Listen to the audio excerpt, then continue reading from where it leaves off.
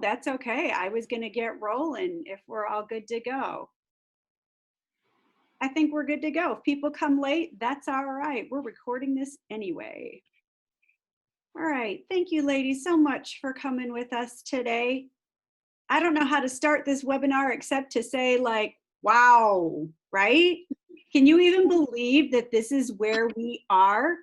It almost gives credence to, like, I used to teach second grade a very long time ago, and there would be a kid who would write a story and they'd say something like, and then everyone had to stay home and no one could go to restaurants or school. And you were like, oh, that's so ridiculous. Why would that happen? And here we are. So I think that the first thing that we need to do this well is, and it seems obvious, but we need to check ourselves, right? We need to make sure that we're okay or have at least accepted where we are. Because as teachers, when we get stressed, we sort of have these polars that we go to. Do you know what I'm saying? Like we either get too much work or not enough work, or we're mean or too nice. And we're always fighting against those polars that we naturally go to. And if we're in a panic and we're not okay, it's going to show in our teaching and it's going to communicate to our students. Our students know us. They know us. They know when you come in not feeling well. They know when you come in and you've had a bad morning. They can sniff out fear. They're really good at it. And so I think we need to start with ourselves. I think that we need to find a new balance. This is where we are. And this is what teachers do. We say, hey, I tried this. Did it work? And then your friend says, yeah, but I did this. And then we go, oh, I'm going to try that. And that's how we've always gotten along. And that's how we're going to get along now.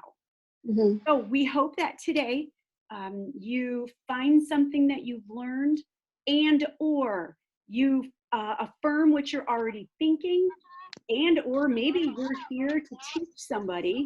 Hi, Jen Hawkins. Hello, Noelle Hoffmeister. Or you're bringing something to the table that nobody knew about. And so we just hope that we are opening a dialogue today to help everybody out. Sound good? All right, so let's talk about moving beyond here's a packet. Anybody know the here's a packet world? Yes, Jen Hawkins, you're chuckling. Yes. Here's the packet. Let's not do that as much as we possibly can. So let me start this up.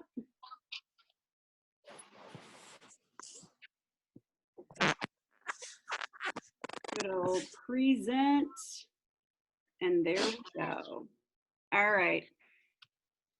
So if you have ever seen Kath and I teach, we are really big in let's understand the brain so that we can improve our instruction. A lot of people say this is best practice, this is best practice. But if we're not taking into consideration how the brain works, I feel like that's a really important piece of what goes on. So I would like to give you just a 2-minute, 10,000-foot aerial view of what this looks like when someone's learning in the brain. And then we'll talk about the implications for remote learning because of that. So we're here in the brain. Can you see my cursor? Nod your head. So yes, okay, I just want to make sure.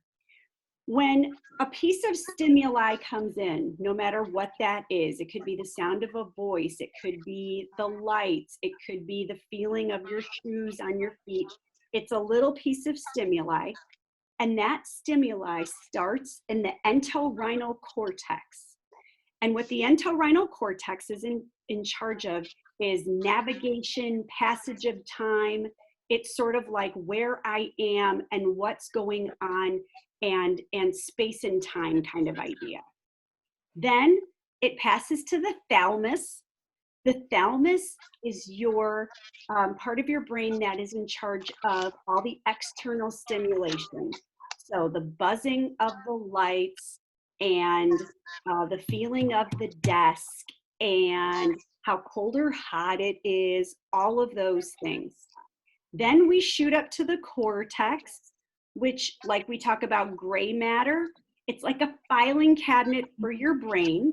And so it's all organized. Then we come back down to the hypothalamus, where it shoots out chemicals that help us with memory and shoots something down the spinal cord to give us a physical response to what we're hearing, seeing, feeling, smelling, etc. After that physical response, we get to the amygdala. The amygdala is like a library of emotions. And so based on what it's experiencing, it's going to give you like a label, like a stamp. This is good, this is bad, this is sad, this made you happy. It's giving an emotion.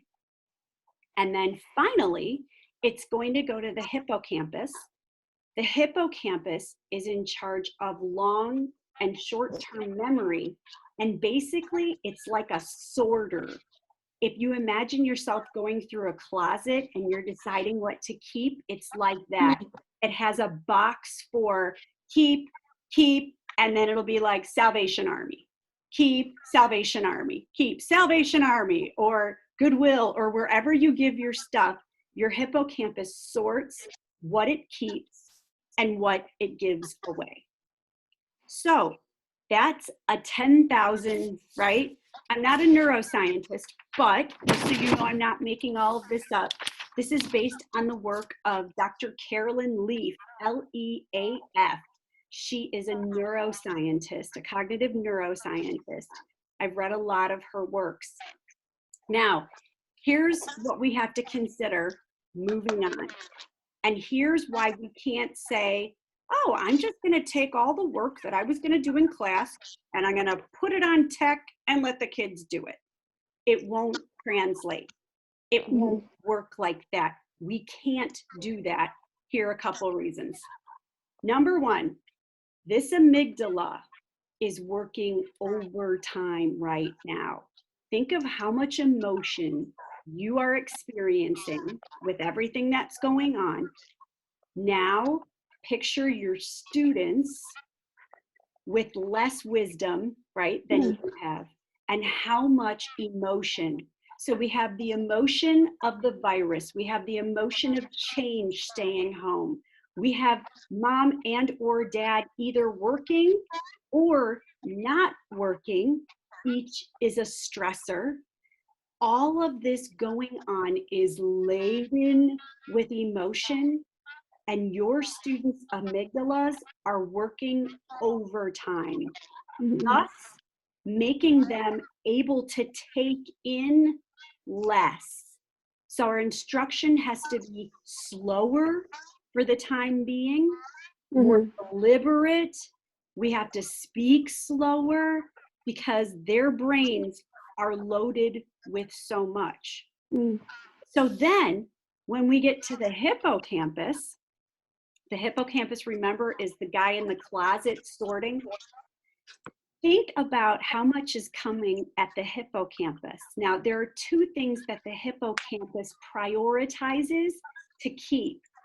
And one of them is things laden with emotion, likes heavy emotion. Think of the emotional things in your life. You hold those, you keep those. The second thing that the hippocampus likes is repetition. So the news, your parents talking about it, right? So much repetition about the virus and the changes taking place. So that hippocampus is going keep to with coronavirus and school closing and mom working and dad not working and bills and everything related to that, the hippocampus is going to keep. Now we're going to come in Kathy's great example is always the Pythagorean theorem. I don't even know what the Pythagorean theorem is, but I don't even have to, because I can imagine I'm hearing all this virus and all this and stay home and wash your hands, and then somebody comes in with Pythagorean theorem and I'm like, what? The hippocampus is going to be like, Salvation Army, right? Give away. It's not relevant. It's not repeated enough. What do you mean? Hold the emotion, right? It doesn't come. I don't understand. Right? So we are really competing with what's going on. And our job has always been difficult, right? We've always been competing with things. This is not the first time that we're competing. But I guess the difference this time is that not only is our content more distant than it ever has been, but we are distant in that we can't shake their shoulder or pat their hand or tap their desk or any of those things that we used to do to get them back thinking about what we're doing. We can't be in their face with our coffee breath like we used to be. So now we have content distance and we have physical distance. And so our job is going to be harder in that all of the things that good teaching brought, we're going to have to do them to the nth degree to do a great job. All right. Uh-oh. Here we go. So Kath, Yeah. can you take us through there's so much information on this screen. We're going to be sitting here for quite a while. Kath, Well, I'll just say, like, just to base off of what Noelle says, all those big looping, Noelle would always talk about everything that comes at a student as a big loop, and it gets filtered through the amygdala. And, you know, now the social emotional standards are, Noelle, can you put us across the top so I can make sure we see this? I don't know, but I can do this. How about that? Okay, that's fine. So the social and emotional standards have been around forever. This CASEL, this has been around for 2 decades, for a very long time, and it stands for Collaborative Academics for Social Emotional Learning. So it's being revived. It's around a lot. It's become very popular this year. But what has to happen, based off of what Noelle was just talking about, the amygdala is the piece that is taking in all the emotion. And like she said, it's hard enough when they're sitting in your classroom, and now you have many variables that have come into play with that. So when I've been teaching for over 21 years, and I've always taught the population that is challenged mathematically for a multitude of reasons, and a lot of them tend to be the kind of self-talk that they had coming into the situation. So before it was hip and current, I tend to work my lesson plans through these buckets. And now with everything that we've been reading over the last couple of years, and with social emotional standards being so necessary, and neuroscience that's talking about how you can't disconnect the brain from the heart, and you have to teach the whole student. We can't have it as an add-on component. We have to have it almost like a spine to where we're at with the learning, right? But now we've added in everything that's happening, and we're getting into e-learning now, and that's a whole nother variable. So the SEL goals, and there's a lot of links that we have at the end of this presentation. We'll forward these slides to you because they're hyperlinked to many things. I've done some webinars recently, like all of you have. They've talked about some districts that are going and teaching through SELs. We have some that are, they're just giving packets and telling the kids to continue to read Of Mice and Men and then to turn it in. And, you know, there's some content that needs to keep going. But again, not taking into understanding the emotion of learning, it doesn't matter whether you get through the content. You haven't taught anything. It doesn't matter. And the goal is to get through this healthy. The goal is to get the kids to be more able to adapt to life, right? And because life's going to happen. So in comes this virus. Social emotional standards have been around for 2 decades. And now they're getting honestly, in my opinion, they're getting the attention they need to make us better in the long run, personally. So anyone that ever follows Noelle and I on Get Up and Teach, you always see that when we do problems, we do it as a 3-prong approach. Yes, content, always super important. I'm a math nerd. I love it. I love rigor. I love high expectations. But I also believe in teachers understanding where they are in the scaffolding and the learning, but I also want you to take into consideration where that kid is. And my heart has always been with the kid that thinks they stink, right?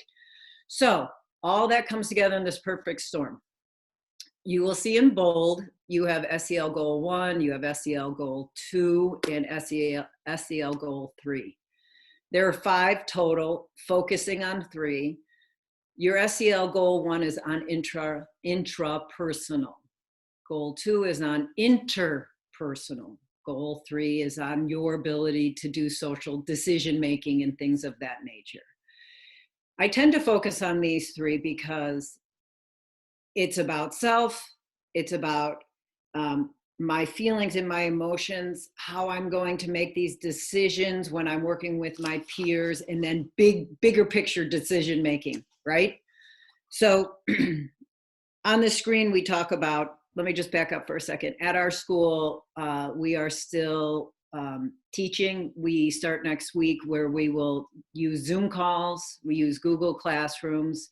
So when I'm talking about this slide, I'm talking about the 3 buckets that I think need to still be talked about in light of this current situation, but also utilizing technology. We will have touch points. So interpersonal focus. How are you? Checking the way how the kids feel, check in, very Harry Wong. So like all the things that I used to do in my actual classroom. Hey, Susie, how you doing? How's your day? That touch point is still very important. So now in the context of this, when I have to do my Zoom call, I'm the first one in there and I make a connection. Hey, Noelle, how's it going? Pretty crazy right now. I know. I have to sit up in my room all day too. It's so hard. I'm relating with the kids. I'm getting them to understand, hey, I understand your world. But this is a big thing for me, especially in kids who think that they stink academically. If you allow them to sit in it, they will not learn one thing in your classroom. They will sit in their negativity if you don't acknowledge that they feel like they stink at whatever. You teach English, science, math, whatever. So, hey, yeah, it's really scary. Crazy time. I just really want to go to Portillo's and get a burger right now. Yeah, I can't do that either. Miss my friends. Talk about that touch point. And then I'm like, okay, but we got a job to do and we're going to do this together and it's going to be different and hard, but I'm with you and we're going to get through it. And it's as simple as that. And I think that's the difference, if I can cut in, sorry, Kath. I think that's the difference between a teacher and not a teacher, is that the world would say, oh, poor you, let's sit in it and sulk. And the teacher goes, I hear you and I get it, but we got work to do. Let's go. And we have to get them out of it. And you know, a lot of it is sometimes kids need someone to lead them out of it because of their immaturity. They're unable to do that. So they need that advocate, that one to have a bigger picture for them than they are, which leads to the next point, like what Noelle and I had typed is like your lesson video instruction. Sometimes it's a Zoom call. Sometimes I've made a video and I've sent it to the kids. I personally feel that we can't always send them to Khan Academy and have them give a lesson. I'm not saying it's bad to do it occasionally, but they still need to see, we have to have some consistency in this crazy time.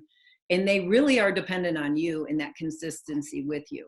So again, it's not saying the Khan video is bad, but if they see my goofy face and they have my Kathyisms and they're used to all my banter, that's going to minimize the stress that's happening that's already going on.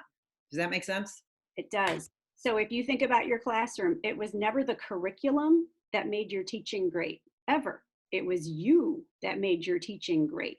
And so grateful for all the people that are reducing prices and giving things away, and like, yes, use it, but know that it is not a substitute for your mug. They Yeah. have to see you, they have to hear your voice. You have to connect with them, and nothing can substitute that. That is a necessary. So then when we get into the actual like, once I acknowledge it, and it happened the first week we did this, I'm like, okay, change your Zoom background. Okay, talk to your friends. Haha. All right. And then I would kind of bring it back in.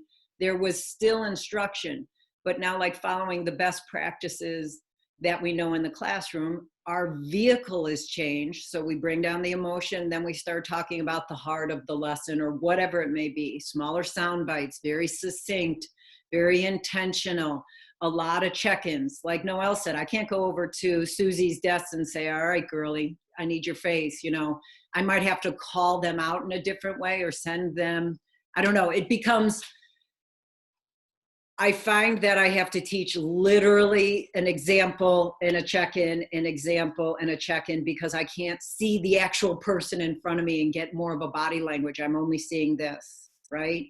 So the piece about it is, if you're in a school that doesn't require you to do Zoom calls, you might have to make personal phone calls, and it might be more work-ish.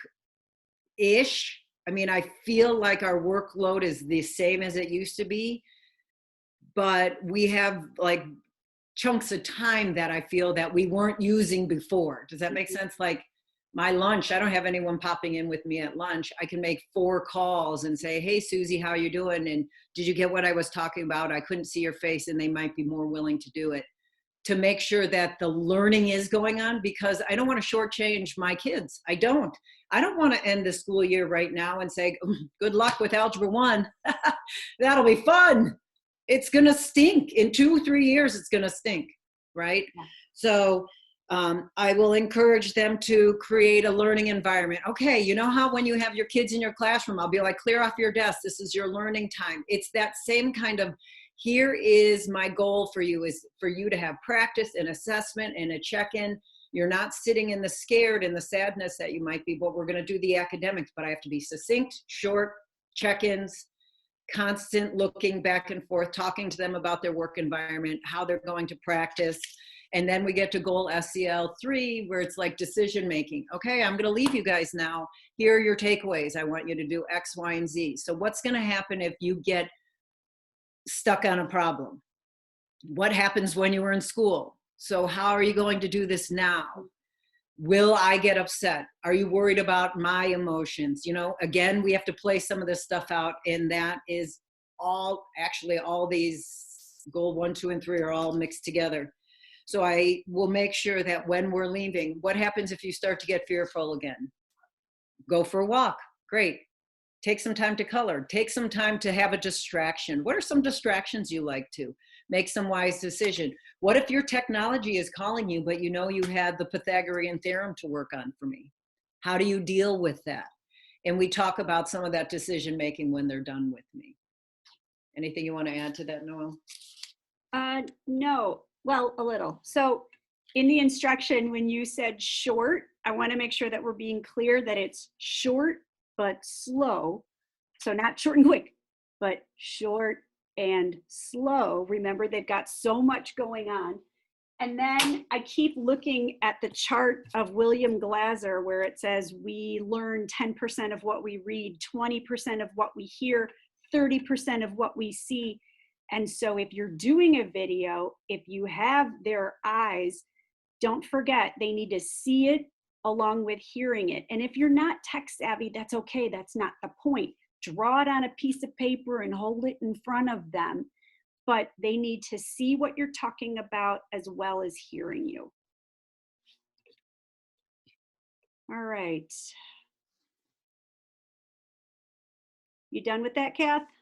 Yeah, I'm done with it. Do you guys have any questions on that? I mean, I think I think what we are trying to communicate right here, I guess I have one more summary statement. Go for it. Is Noelle has done so much reading. We've done so much reading on how the brain works and understanding the amygdala. So if we don't acknowledge that emotion in the very beginning of your lesson every day, it doesn't matter. So what's the new crazy in your house today? Ha ha ha. You know, I teach 8th grade, so they are very much more transparent. Your 2nd graders they're just squirrely anyways. They're excited to be in their pajamas and sitting and talking to you on a computer screen. Very different. But connecting with that bucket will not get you to get anywhere in your curriculum. And at the end of the day, if we, especially when I was in public school, mine would be about growth, like data growth. You're not going to get any data growth in this season if you're just trying to zoom ahead with curriculum. It's not going to work. So understanding the emotional piece and then having it be the spine in how you teach. When you're doing what Noelle's saying, succinct, smaller sound bites, more check-ins, because you have to go actually slower in curriculum, you are being more sensitive to the learner and you will get more fruit out of it because you're more sensitive to the learner.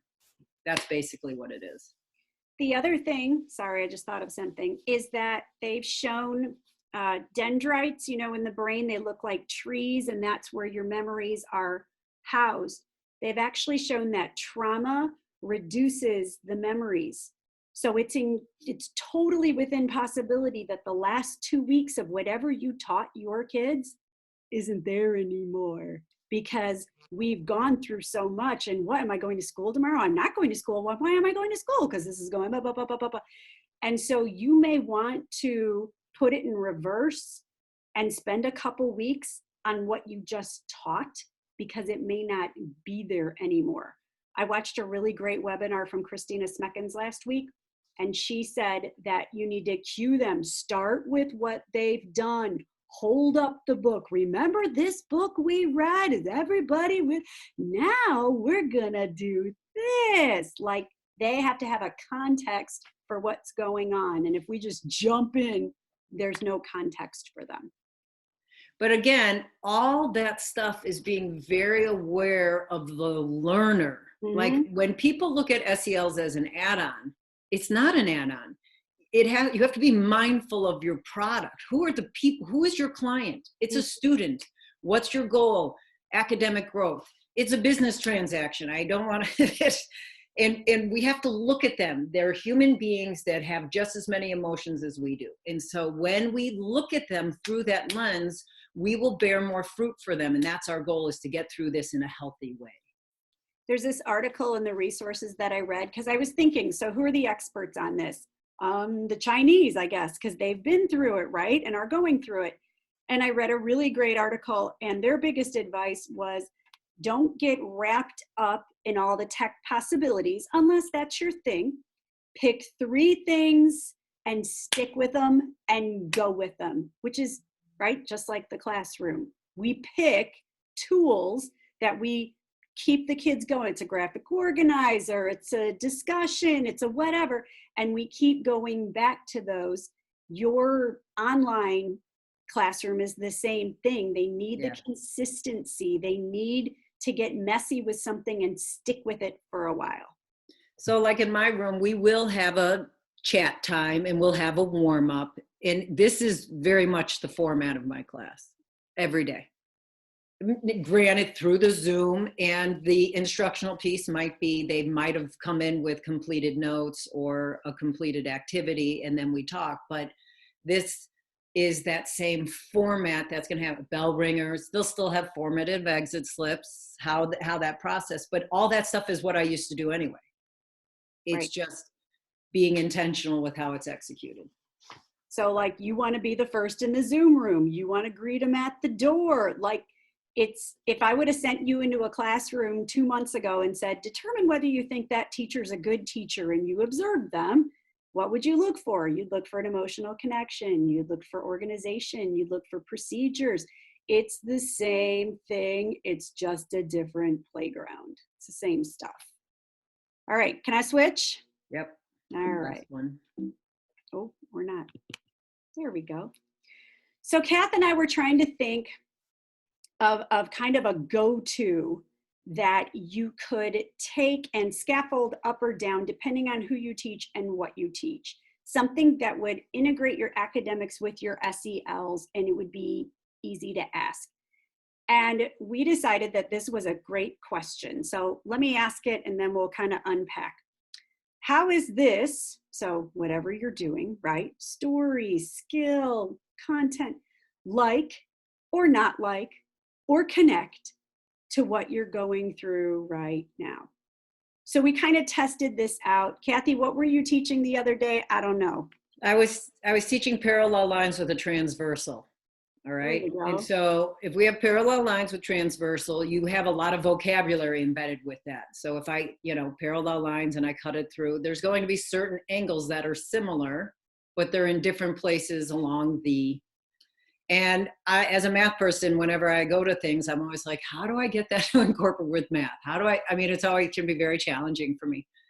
And in this, so like posing this question, Noelle asked me, and I'm like, well, if I'm having this degree or measurement in this corner, it's the same as it is in this corner. So if Noelle's locked into her home, I'm locked into her home. Isn't that amazing how it's the same? Like math is similar to what we're going on. And it might sound ridiculous, but your kids, when they process things like that, and you don't do it every day, but if they process things like that, you're totally and continually minimizing the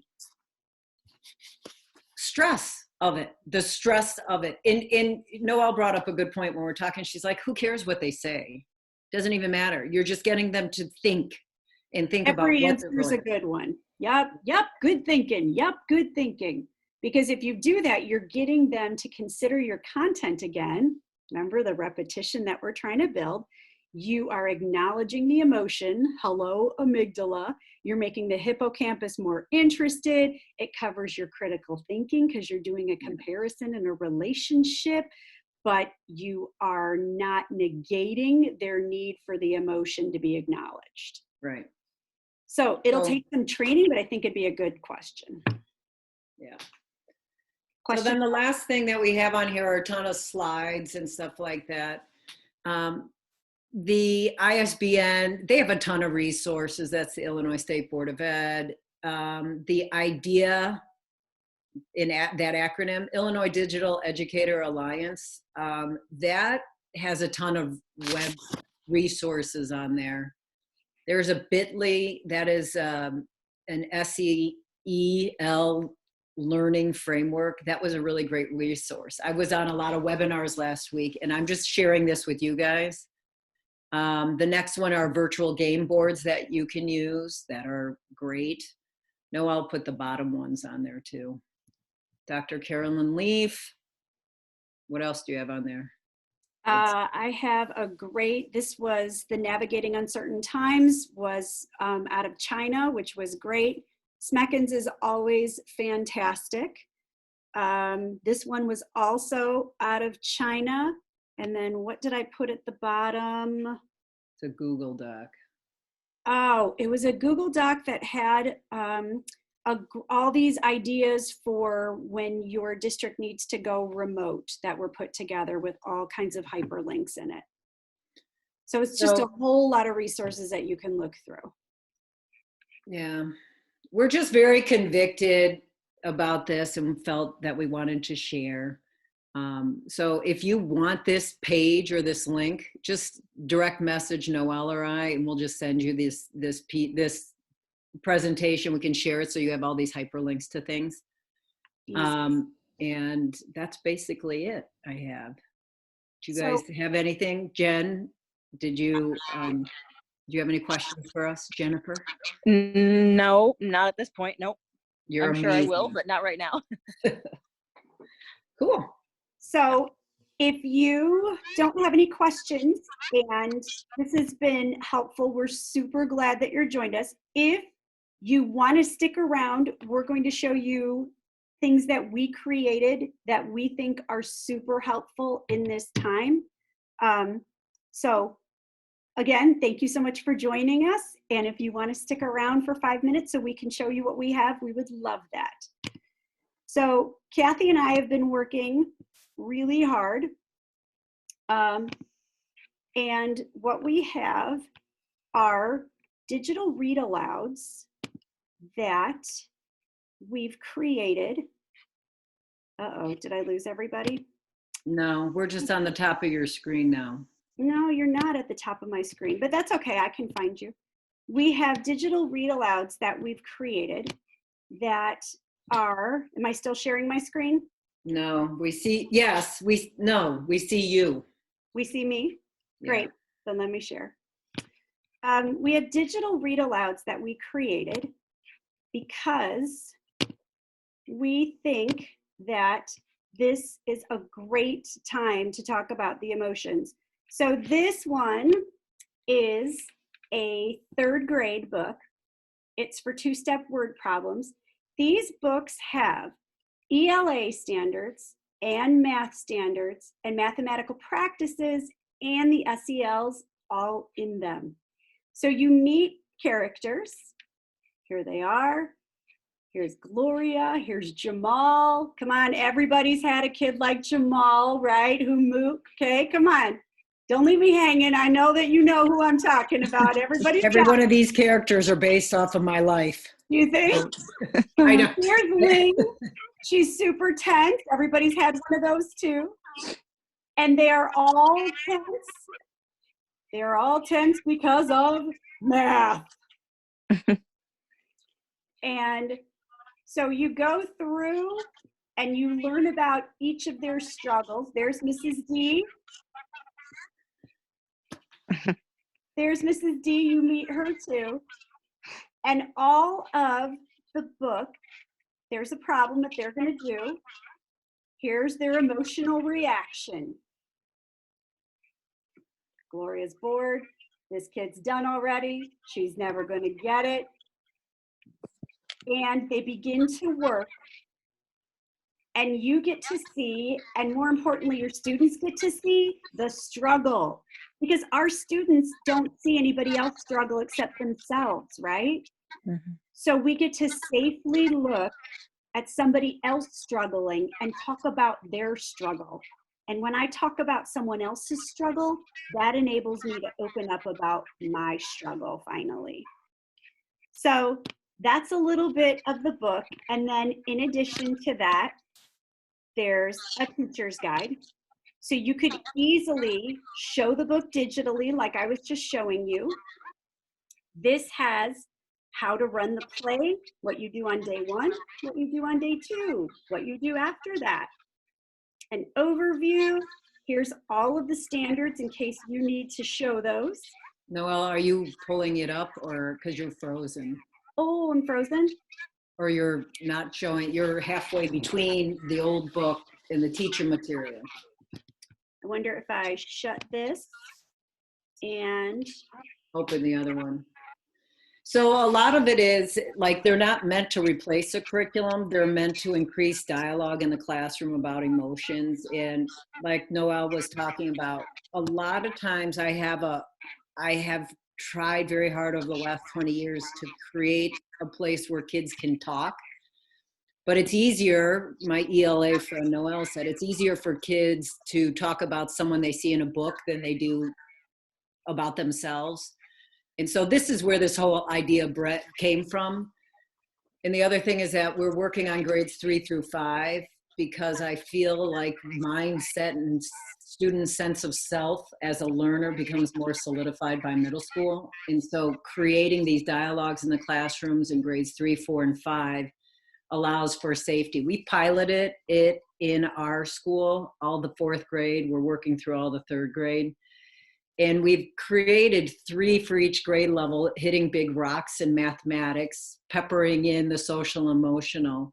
And what it is, it's creating conversations between the students about who they identify with or how they're behaving when they identify with someone. So stop right there for a second, Noelle, on a page. There, it like cues when to ask questions, it cues whether it's going to be a math questions. And so you're unpacking the emotional time and then you're unpacking the mathematics at the same time. So it's super cool. And it's just interesting how we're in a season now where this could be such a blessing to so many people that because the dialogue, you're creating the dialogue, but you still have content. So like for fourth grade, we did some geometry, we've done some word problems, and we did fractions, equivalents. And then in third grade, we've done elapsed time, a word problem. That's what you're seeing. Elapsed time is we're writing right now the teacher material. And then the next one is going to be money, because it's a big thing in third grade. In fifth grade is still in the think tank, but this is something that we just wanted to share since we have you all captive. That's right. Also, Lucky you. if you go to our website, we also have free resources. And if it would benefit you, we're finishing up with 3 videos where we teach word problems, 1 for third, 1 for fourth, 1 for fifth. The way that they're different from other videos that you may see right now is that the speaker, that's me, identifies and talks about the emotions first before diving into the word problem, and then wraps it up again with the emotions.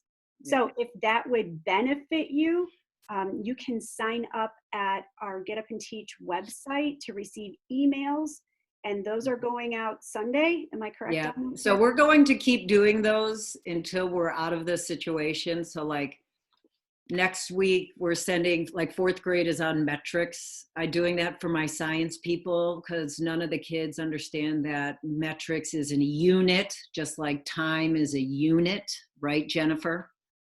And Truth. They have such a hard time converting and understanding labeling it. So we're doing some metric problems in fourth.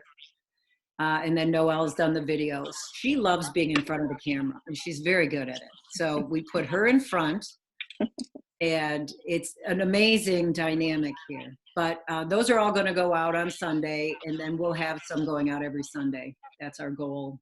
If you want them, great. They're going to go through our e-blast through MailChimp. So Debbie, you already signed up, so you have that. That'll come to you. Yay. Yep, you'll already get it. And then if you have anyone that teaches fourth grade, all the books are done and on the website, and third, the first one's done and the second one's finishing up. If you know anyone that would benefit from there, we have a code for 50% off today. And that code is, tell me again, Kath. 50 for you. 50 for you. And the 4 is FOR. Yes. FOR. 50 FORYOU. And so what's different about it is that it's a projectable. So you will get a link and it's a PDF. And then honestly, what I have encouraged people to do is you just save the link in your lesson plans, you know, your online planner, and you already have it. So like some teachers have, because we give a lot of extensions, writing prompts afterwards, there's different work you can do. So it only takes like 10, 15 minutes to do it, and you still go into your lesson. You're just launching a dialogue, really is what you're doing. And so you keep the link within your planner and you have it year after year. So, oh, and you'll get 2 pieces. You get the student copy and your copy. Yes. That's all. All That's right. it. Thank you for indulging us. We love that stuff. Yes. Mhm. Thank you so much for joining us today. We hope you got something out of today. We hope that you're staying safe and keeping your mind healthy and all of those good things. Thank you, Noelle. Yep. Thanks, guys. Appreciate it. All right. Thanks, guys. Take See care. ya. Bye-bye. Okay, bye. Bye. Bye.